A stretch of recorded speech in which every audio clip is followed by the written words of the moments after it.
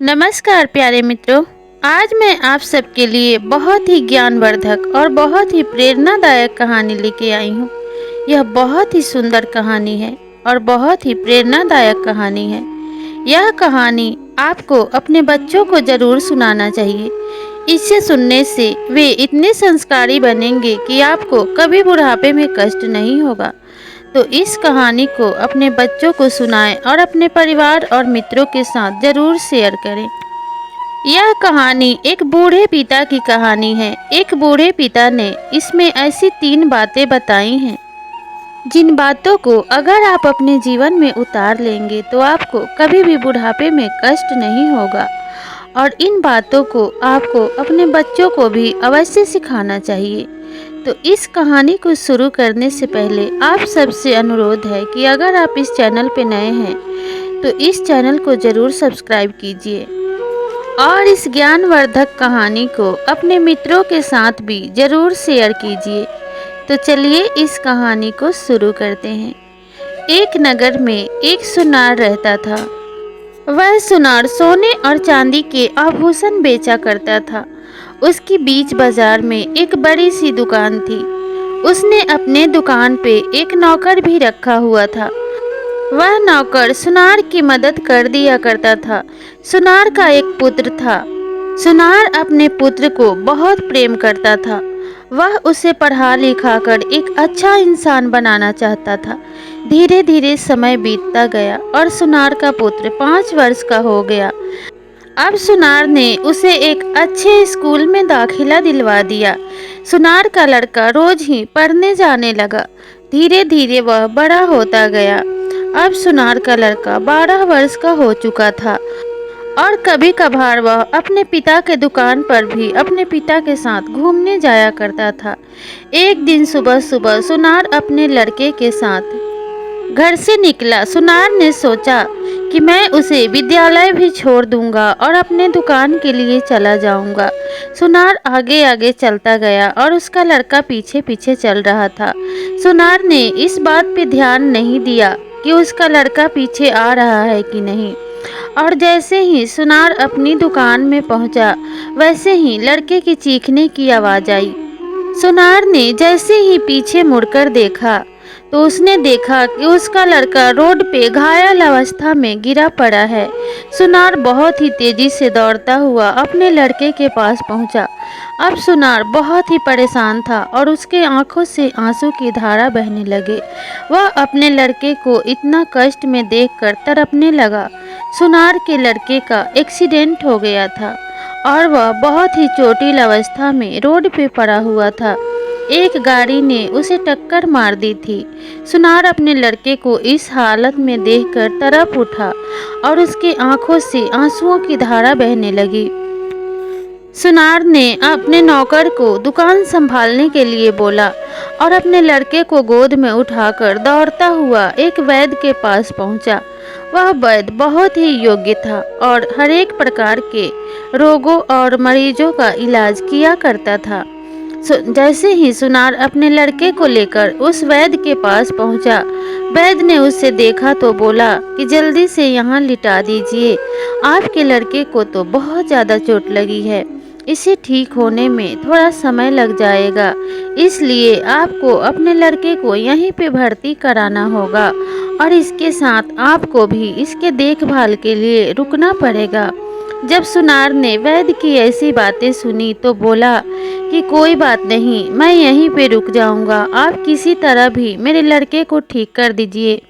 जितना भी पैसा लगे, जितना भी इलाज में खर्चा हो, लेकिन मेरे लड़के का अच्छा से अच्छा इलाज कीजिए और इसे पूरी तरीके से ठीक कर दीजिए। मैं बस अपने पुत्र को अपने आँखों के सामने हंसता खेलता हुआ स्वस्थ देखना चाहता हूँ। जब वैद्य ने सुनार की ऐसी बातें सुनी तो सुनार को ऐसा आश्वासन दिया कि आप चिंता मत कीजिए, ऐसा ही होगा। आपका लड़का पूरी तरीके से स्वस्थ हो जाएगा।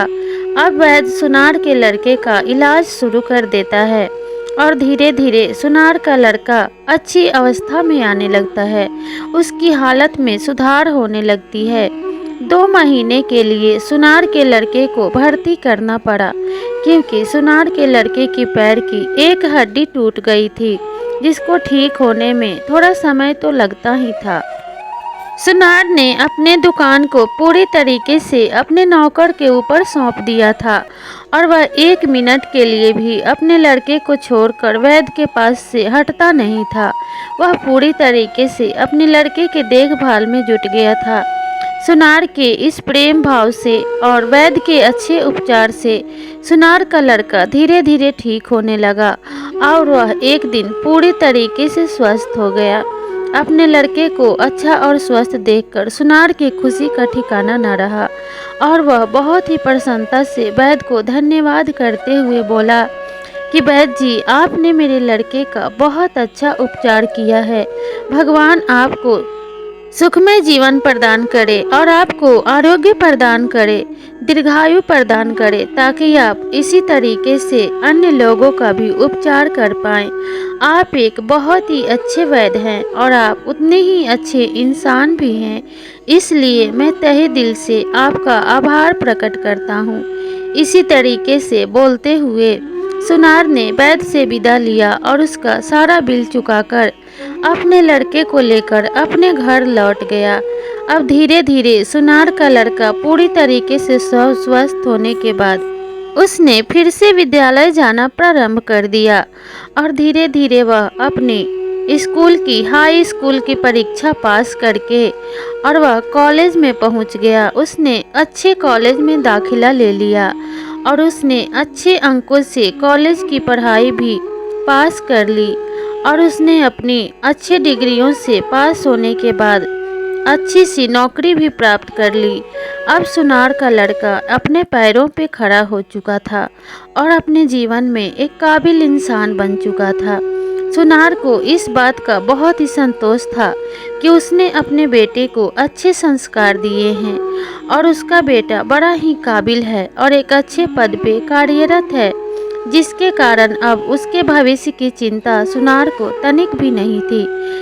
सुनार बहुत ही संतोषपूर्ण जीवन व्यतीत कर रहा था। धीरे धीरे समय बीतने लगा। एक दिन सुनार ने सोचा कि मेरा लड़का अब युवा हो चुका है और अब वह अपने पैरों पर भी खड़ा हो चुका है। उसने अपनी शिक्षा भी पूरी कर ली और नौकरी भी करने लगा। अब मुझे एक सुंदर और योग्य कन्या देखकर उसका विवाह कर देना चाहिए। एक अच्छी सी लड़की ढूंढकर उसके हाथ पीले कर देना चाहिए, ताकि उसकी घर गृहस्थी भी बस जाए, क्योंकि मेरा जीवन अब कितने दिनों का है। मैं अब वृद्ध हो चुका हूँ और कुछ ही दिनों में मेरी इस दुनिया से जाने का समय भी आ जाएगा। मैं इस दुनिया से जाने से पूर्व ही अपने बेटे का घर बसा हुआ देखना चाहता हूँ। यही मन में विचार करते हुए सुनार ने अच्छी लड़की ढूंढना शुरू कर दिया और अपनी बेटे की शादी के लिए उसने जगह जगह बात करना शुरू कर दिया। धीरे धीरे सुनार के लड़के के लिए अच्छे रिश्ते आने लगे। एक अच्छी लड़की को पसंद करने के बाद सुनार ने अपने बेटे का रिश्ता तय कर दिया। 2 महीने के अंदर ही सुनार के लड़के का शादी हो गया और उसके घर में एक सुंदर बहू आ गई। अब तो सुनार की खुशी का ठिकाना न रहा। वह इस बात से फूले न समाता कि मेरा लड़का अब अपनी गृहस्थ बसा चुका है और उसे किसी भी चीज़ की कोई कमी नहीं है। मेरा पालन पोषण सफल हो गया। मैं अपने लक्ष्य में सफल हो गया, क्योंकि मैंने अपने बच्चे की जिंदगी संवार दी है। इसी बात से खुश होता हुआ सुनार एक दिन अपने दुकान पे जा रहा था कि अचानक से एक आती हुई गाड़ी ने सुनार को टक्कर मार दी। ऐसा माना जाता है कि इतिहास अपने आप को जरूर दोहराता है। जो सुनार के लड़के के साथ हुआ था, वही अब वृद्धावस्था में सुनार के साथ हो चुका था। वह भी एक गाड़ी से एक्सीडेंट होने के बाद चोटिल हो चुका था। अब सुनार ने बहुत ही कराहते हुए अपने नौकर को आवाज़ दिया। नौकर ने जैसे ही रोड की तरफ देखा तो उसने देखा कि सुनार बहुत ही चोटिल अवस्था में रोड पे पड़ा हुआ है। जब नौकर ने सुनार के लड़के को फ़ोन किया तो सुनार के लड़के ने ऑफिस से छुट्टी लेकर वहाँ पे आया और उसने तुरंत ही अपने पिता को गाड़ी में लेकर उसी वैद्य के पास पहुँचा जहाँ बचपन में सुनार ने अपने लड़के का इलाज करवाया था। जब वैद्य ने सुनार और उसके बेटे को देखा तो वह तुरंत ही सुनार को पहचान गया और बोला कि आप वही हैं ना जिसने एक छोटे बच्चे का इलाज कराने मेरे पास आए थे और उसे भर्ती करवाया था। तब सुनार ने कहा कि हाँ, मैं वही हूँ और आज मुझे चोट लगी है, तो जिस प्रकार से आपने मेरे लड़के का इलाज किया था ठीक उसी प्रकार से मेरा भी इलाज करके मुझे स्वस्थ कर दीजिए। तब वैद्य ने कहा कि कैसी बातें कर रहे हैं, मैं अपने रोगियों में भेदभाव नहीं करता। मैं आपका इलाज भी बहुत अच्छे से करूंगा और आप जल्दी ही स्वस्थ हो जाएंगे। इसलिए आप जरा भी चिंता मत कीजिए और बेफिक्र होकर आप आराम कीजिए, आप जल्दी ही स्वस्थ हो जाएंगे। ऐसा आश्वासन देते हुए वैद्य सुनार के पास से बाहर चला गया। सुनार के लड़के ने वैद्य से बाहर में आपस में बात करते हुए पूछा कि मेरे पिताजी का हाल कैसा है, वे कैसी हालत में हैं।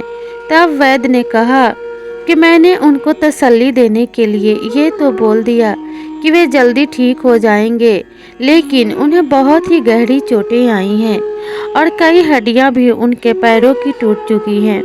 इसलिए उन्हें ठीक होने में समय लगेगा, क्योंकि वे एक वृद्ध व्यक्ति हैं और वृद्धों के घाव भरने में तो वक्त तो लगता ही है। इसलिए तुम्हें अपने पिता को यहाँ भर्ती करवाना होगा और उनके साथ ही रहना होगा, क्योंकि अगर जितने अच्छे से इलाज होगा वे उतने जल्दी ही अच्छे हो जाएंगे। सुनार के लड़के ने कहा कि मेरे पिताजी कब तक अच्छे हो जाएंगे और इनके इलाज में कितना खर्चा आएगा। तब वैद्य बोला कि इनके इलाज में खर्चा तो आएगा, क्योंकि इनको बहुत ज़्यादा चोटें लगी हैं और इन्हें भर्ती भी करवाना होगा। कम से कम 1 हफ्ते तो लगे जाएंगे। अगर तुम इन्हें 1 हफ्ते तक यहाँ भर्ती करवा के रखोगे तो ये जल्दी ठीक हो जाएंगे और इनका अच्छे से इलाज हो पाएगा। जब सुनार के लड़के ने ऐसी बातें सुनी तो बोला कि नहीं नहीं, मैं इन्हें यहाँ भर्ती नहीं करवा सकता। इनके ऊपर फिजूल खर्च करने के लिए मेरे पास पैसे नहीं हैं और इनके पास रहने के लिए मेरे पास वक्त भी नहीं है, क्योंकि मैं तो नौकरी करता हूँ और अगर मैं इनके पास रहा तो मेरी नौकरी चली जाएगी और मेरे परिवार का खर्चा कैसे चलेगा। इसलिए मैं इन्हें भर्ती नहीं करवा सकता। इस पर वैद्य ने कहा कि अगर तुम इन्हें भर्ती नहीं करवा सकते तो कुछ महंगी दवाइयाँ हैं, मैं उन्हें लिख के देता हूँ जिसे खाकर ये जल्दी से ठीक हो पाएंगे। इसलिए तुम इन्हें घर पे ही ले जाकर यह दवाइयाँ खिलाना और ये अच्छे हो जाएंगे। इस पर सुनार के लड़के ने कहा कि इतनी महंगी दवाइयों की क्या ज़रूरत है, भले ही 5 दिन की जगह ठीक होने में 10 दिन लगे, लेकिन तुम थोड़ा सस्ती दवाइयाँ लिख दो, क्योंकि इतनी महंगी दवाइयों में फिजूल खर्ची मैं नहीं करना चाहता और इतना महंगे दवाइयाँ खाने से भला क्या हो जाएगा। ठीक होना होगा तो स्वयं ही ठीक हो जाएंगे। इसलिए इतने व्यर्थ के खर्चे तुम मुझे मत बताओ और तुम अपने काम पर ध्यान दो। इस पर वह वैद्य उस लड़के को देखता ही रह गया और अपने मन में विचार करने लगा कि आज के बच्चे कैसे होते जा रहे हैं, आज की दुनिया कैसी हो गई है। और बहुत ही गुस्से भरे स्वर में उसने सुनार के लड़के से कहा कि तुम कैसी संतान हो, जो पिता तुम्हें इतना प्रेम करता है, जो पिता तुम्हारे भविष्य के लिए इतना चिंतित रहता है और जिसने तुम्हें इतना अच्छा जीवन प्रदान किया है, उसके लिए ना तो तुम्हारे पास पैसे हैं और ना ही तुम्हारे पास वक्त हैं। तो भला ऐसे संतान के होने से क्या फ़ायदा जो अपने पिता के लिए ना तो अपने कमाई को खर्चा कर सके और ना ही अपने समय का खर्चा कर सके। इसलिए तुम जैसे संतान से तो निसंतान होना अच्छा है। जब सुनार के लड़के ने वैद्य की ऐसी बातें सुनी तो बोला कि आप मेरे बारे में ऐसी बातें क्यों कर रहे हैं, आप भला मेरे बारे में जानते ही क्या हैं। मैं भला अपने पिता को कैसे कष्ट दे रहा हूँ। यह सुनकर वैद्य बोला कि जब तुम छोटे थे तो जिस प्रकार से तुम्हारे पिता का एक्सीडेंट हुआ है, उसी तरीके से तुम्हारा भी बचपन में एक्सीडेंट हो गया था और तुम्हारे पैर की हड्डी टूट गई थी। तुम्हारे पिता रोते बिलखते अपने गोद में उठाकर तुम्हें मेरे पास ही लाए थे और उन्होंने महंगे से महंगा इलाज करवाया और 3 महीने के लिए तुम्हें भर्ती कराया था। अपनी सारी दुकान और व्यापार को बंद करके वह तुम्हारे पास ही रहा करते थे और 1 मिनट के लिए भी तुम्हें छोड़कर कहीं नहीं जाते थे और मुझसे कहा करते थे कि जितना भी पैसा लग जाए, मैं अपने बच्चे को सेहतमंद देखना चाहता हूँ और पहले जैसी अवस्था में ही मैं अपने पुत्र को देखना चाहता हूँ। मेरे पुत्र को किसी भी तरीके से स्वस्थ कर दो।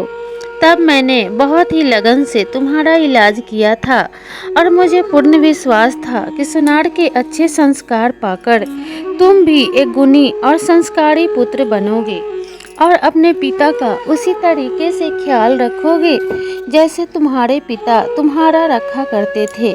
लेकिन मुझे अफसोस है कि तुमने अपने पिता के एक भी संस्कारों को ग्रहण नहीं किया है और तुम एक अच्छे पुत्र बिल्कुल भी नहीं बन पाए।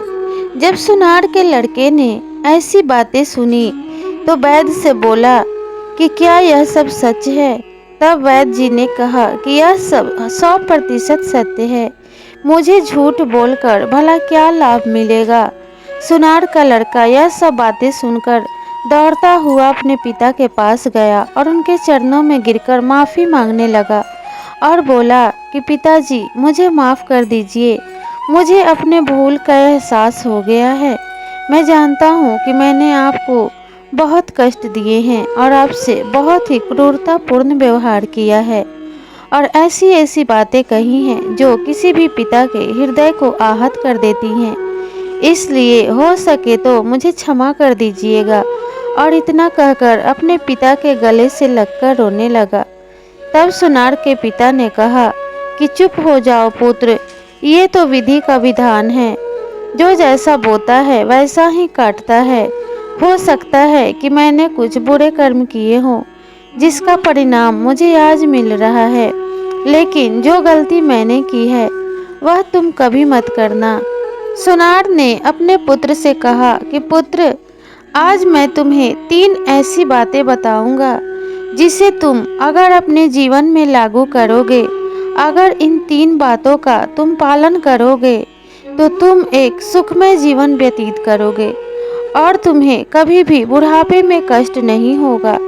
इसलिए मेरी इन 3 बातों को गांठ बांध कर रख लो और मेरी इन 3 बातों को बहुत ही सख्ती से अपने जीवन में लागू करना और देखना तुम्हें किसी भी बात का दुख नहीं होगा और ना ही कभी बुढ़ापे में तुम्हारे आंखों में आंसू आएंगे। सुनार ने अपने पुत्र को पहली बात बताते हुए कहा कि कभी भी अपनी संपत्ति और अपना व्यापार अपने जीवित रहते ही अपने पुत्र को कभी मत सौंपना, जिससे कि बुढ़ापे में तुम्हें कष्टों का सामना करना पड़े और तुम्हें अपने पुत्र के आगे हाथ फैलाना पड़े, क्योंकि अपनी कमाई और अपने पैसे का तो बात ही अलग होता है। अपने पैसे को तुम अपने मन मुताबिक खर्च कर सकते हो और उसे अपना इलाज करा सकते हो और बुढ़ापे में ज़रूरी चीज़ों को अपने आप से ही तुम जुटा सकते हो, खरीद सकते हो। लेकिन अगर तुम्हारे पास बुढ़ापे में व्यापार नहीं होगा तो तुम्हारे पास कोई भी साधन नहीं होगा जिससे कि तुम अपने कष्टों का निवारण कर पाओगे और तुम्हें हमेशा ही अपने पुत्र के आगे निसहाय और बेसहारा होकर रहना होगा और उसके आगे तुम एक बोझ बन जाओगे और हमेशा ही छोटी छोटी चीज़ों के लिए उसके सामने हाथ फैलाना होगा। दूसरी बात सुनार ने अपने पुत्र को बताते हुए कहा कि पुत्र, कभी भी अपने पुत्र को बुरी संगति में मत रहने देना। मैंने भी उतना ध्यान नहीं दिया जिसकी वजह से तुम्हारे ऊपर तुम्हारे मित्रों का बहुत असर पड़ा और तुम अपने रास्ते से भटक गए।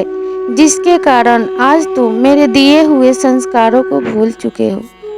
अगर तुम चाहते हो कि तुम्हारा पुत्र संस्कारी बने और तुम्हारे हर एक आज्ञा का पालन करे और तुम्हारा नाम रोशन करे, तो हमेशा ही अपने पुत्र को अच्छी संगति और अच्छे मित्रों के साथ ही रहने देना, क्योंकि संगति का बहुत असर होता है। ऐसा माना जाता है कि संगति का अर्थ होता है संग संग गति, यानी जैसी संगति वैसी गति। जैसा संगत होता है वैसा ही मनुष्य का जीवन भी बनता जाता है। तीसरी बात, सुनार अपने पुत्र को बताते हुए कहता है कि कभी भी जीवन देने वाले माता पिता और पूरे जीवन साथ निभाने वाली पत्नी का साथ कभी नहीं छोड़ना चाहिए। जो इन तीनों का त्याग करता है उसे कभी भी सुख की प्राप्ति नहीं होती और हमेशा ही वह बेसहारा और लाचार महसूस करता है, क्योंकि इन तीनों को छोड़ने के बाद कोई भी उसे दुनिया में सुख नहीं दे सकता, क्योंकि यही सच्चे जीवन साथी होते हैं और सच्चे मित्र होते हैं। ऐसा माना जाता है कि माता पिता से बड़ा दूसरा कोई शुभचिंतक नहीं होता और पत्नी से बड़ा कोई मित्र और साथी नहीं होता। ये सदा सदा के लिए अपने सुखों का त्याग करके हमारे सुखों के बारे में सोचते हैं और पूरे जीवन जन्म से लेकर मृत्यु तक हमारा साथ निभाते हैं। और मित्रों का क्या है, मित्र तो जीवन में आते जाते रहते हैं, सुख और दुख के अनुसार बदलते रहते हैं। इसलिए माता पिता और पत्नी ही सच्चे मित्र, सच्चे शुभचिंतक और सच्चे साथी होते हैं। तो इन तीनों का कभी त्याग नहीं करना चाहिए। सुनार ने ऐसा कहते हुए अपने पुत्र को गले से लगा लिया। सुनार का पुत्र अब अपने पिता के महत्व को समझ चुका था और उसने अपने पिता से वादा किया कि पिताजी, अब मैं आपके इन संस्कारों को कभी नहीं भूलूंगा और हमेशा ही आपको आदर और सम्मान दूंगा और नित्य ही आपके हर एक बात का और हर एक आज्ञा का पालन करूंगा। ऐसा कहते हुए सुनार ने बहुत खुशी का अनुभव किया। उसे ऐसा लगा मानो उसका खोया हुआ पुत्र वापस आ गया हो। अब सुनार के मन में संतोष और चेहरे पर खुशी थी और उसका पुत्र भी बहुत खुश था। प्रिय मित्रों, आप सबको भी इन बातों का ध्यान रखना चाहिए और इन बातों को अपने जीवन में सख्ती से पालन करना चाहिए। इन बातों को अपने जीवन में लागू करने वालों को कभी दुख नहीं होता, उन्हें कभी पछताना नहीं पड़ता। तो अगर आपको ये कहानी अच्छी लगी हो तो लाइक, शेयर और सब्सक्राइब ज़रूर कीजिए। तो मिलते हैं अगले वीडियो में, तब तक के लिए आपका बहुत बहुत धन्यवाद।